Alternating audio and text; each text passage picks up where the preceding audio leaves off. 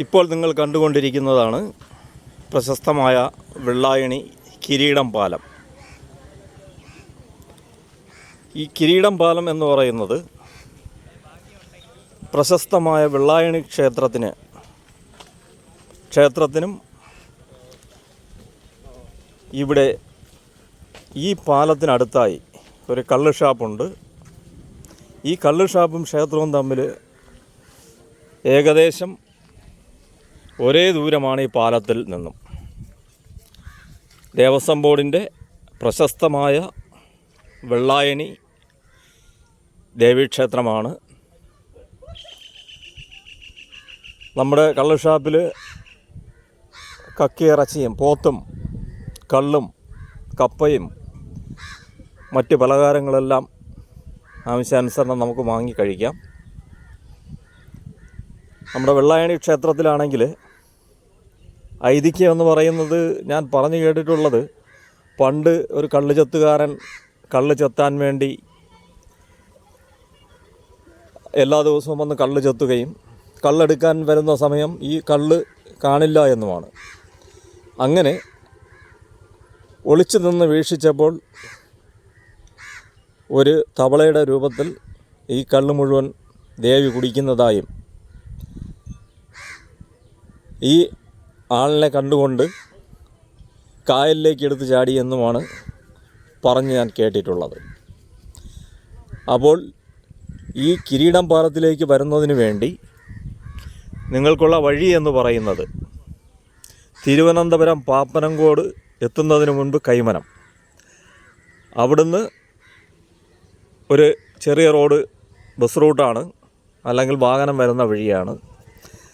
അതുവഴി വന്ന് ഈ വെള്ളായണി ഷാപ്പിൻ്റെ അവിടെ വന്നിട്ട് ബണ്ട് വഴി ഈ പാലത്തിലേക്ക് വരാം.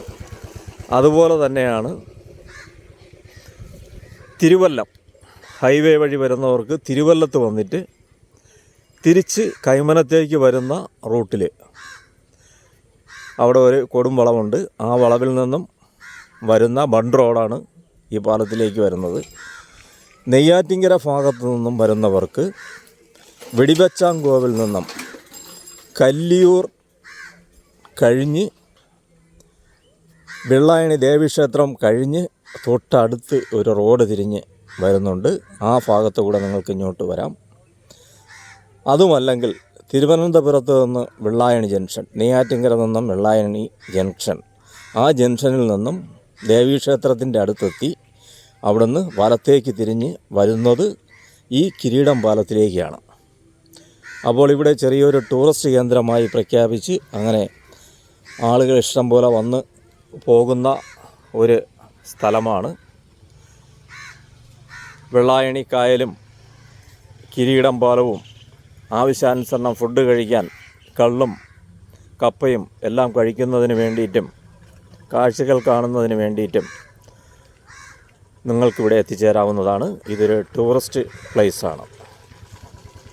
ഓക്കെ, ഈ കാഴ്ചകൾ കാണിച്ചു തന്നുകൊണ്ട് ഇന്നത്തെ ഈ വീഡിയോ ഇവിടെ പൂർണ്ണമാകുന്നു.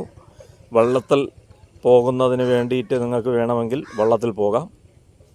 അതിന് വേണ്ടിയിട്ടാണ് ഇവിടെ 2-3 വള്ളങ്ങൾ സജ്ജീകരിച്ചിട്ടുണ്ട്. പക്ഷേ ഇവിടെ ഇപ്പോൾ വെള്ളം കുറവാണ്. പിന്നെ അപൂർവമായ കൊക്ക് ഇനങ്ങളാണ് പറവകളായിട്ട് ഇവിടെ കാണുന്നത്.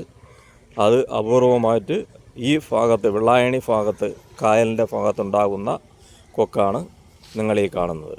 സാധാരണ കൊക്കല്ല. അപ്പോൾ ഇന്നത്തെ ഈ വീഡിയോയിലേക്ക് നിങ്ങളെ ഏവരെയും സ്വാഗതം ചെയ്തുകൊണ്ട് എൻ്റെ വീഡിയോ നിർത്തുന്നു. നന്ദി, നമസ്കാരം.